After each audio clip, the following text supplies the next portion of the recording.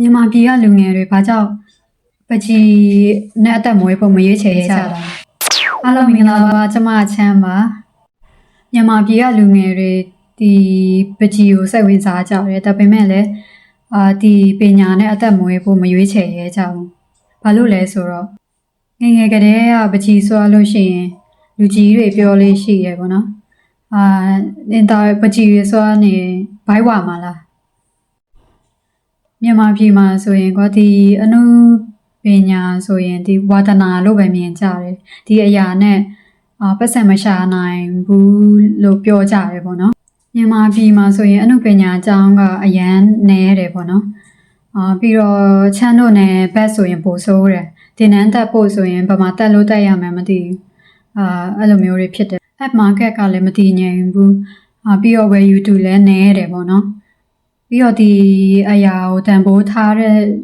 လူနဲတယ်လို့ပြောလို့ရတယ်အဲ့ဒီအခြေအနေတွေကြောက်ပဲလူငယ်အများစုက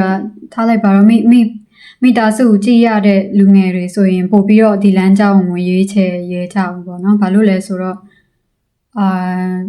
ဒီလမ်းကြောင်းကလုံခြုံမှုမရှိဘူးပို့ပြီးတော့လုံခြုံမှုရှိတဲ့ career ကိုပဲရွေးချယ်ကြတယ်လူတော်တော်များများကဒီဟာကိုစိတ်မဝင်စားလို့အရေးချင်းမရှိလို့မရွေးချယ်ကြတာမဟုတ်ဘူးတကယ်တော့သူတို့ကိုလမ်းပြပေးမဲ့လူလည်းမရှိဘူးကိုယ်လန်းလည်းနဲတယ်ကိုယုံကြည်မှုလည်းနဲတယ်စနစ်လည်းမရှိဘူးချမ်းငယ်ငယ်တုန်းကဆိုလဲဒီပကြီးတင်တန်းကိုဘယ်မှာတက်လို့တက်ရမှန်းမသိဘူးပေါ့နော်ဒီ online သုံးတဲ့အချိန်ကနေစပြီးတော့ပဲကိုတိုင်လေ့လာခဲ့တယ်ဒါပေမဲ့လည်းဒီကိုကဒီအရာကိုလုံးဝစိတ်ဝင်စားနေတော့ဒီဟာကိုဘယ်မှာ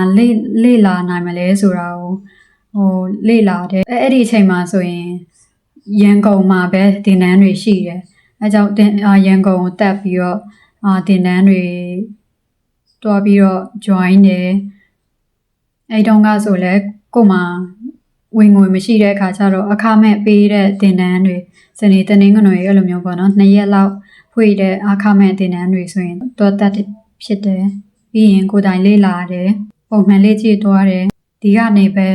စခဲ့တယ်ပေါ့နော်အစပိုင်းမှာဆိုရင်ဒီပကြီးကရိယာတွေဝယ်နိုင်ဖို့မတက်နိုင်တဲ့အချိန်မှာဆိုရင်ကိုစွားတဲ့ပကြီးကားတွေဆိုရင်ဒီတိုင်းကြိုက်တဲ့လူတွေဝယ်ရင်လည်းဈေးနည်းနည်းနဲ့ရောင်းတယ်ဘာလို့လဲဆိုတော့ဒီကနေရတဲ့ဝင်ငွေနည်းနည်းလေးကိုပကြီးကရိယာတွေကိုဝယ်ဖို့ပေါ့နော်အစပိုင်းမှာဆိုရင်ခဲတံတချောင်းစာအုပ်တအုပ်အဲ့လောက်နဲ့ပဲ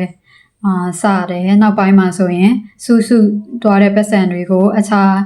လိုအပ်တဲ့ပကြီးကရိယာတွေထပ်ဝယ်တယ်ပြီးရင်ကိုယ်လက်ရာတွေတိုးတက်လာတဲ့အခါမှာဆိုရင်လည်းပုံတပုံဆိုရင်ဈေးဘလောက်အဲ့လိုမျိုးတိုးပြီးတော့ယူသွားတယ်ပေါ့နော်ဘာလို့လဲဆိုတော့ပကြီးကရိယာတွေတည်တဲ့အတိုင်းပဲတစ်နှစ်ပြီးတစ်နှစ်ဈေးတက်သွားတယ်ဆိုတော့ဒီပုံကိုလည်းကိုကဈေးအရင်အတိုင်းပဲယူနေမယ်ဆိုရင်တော့ဝယ်နိုင်မှာမဟုတ်တော့ဘူးပေါ့နော်ပြီးရင်ဒီလမ်းကြောင်းကိုတကယ်ရွေးချယ်သွားတဲ့လူတွေကလည်းလွယ်ကူကူနဲ့ဖြတ်တန်းခဲ့တာမဟုတ်ဘူးပေါ့နော်ဒီမအောင်မြင်ခင်မှာဆိုရင်တို့ကလုံးဝအားစိုက်ထုတ်ထားတာတွေ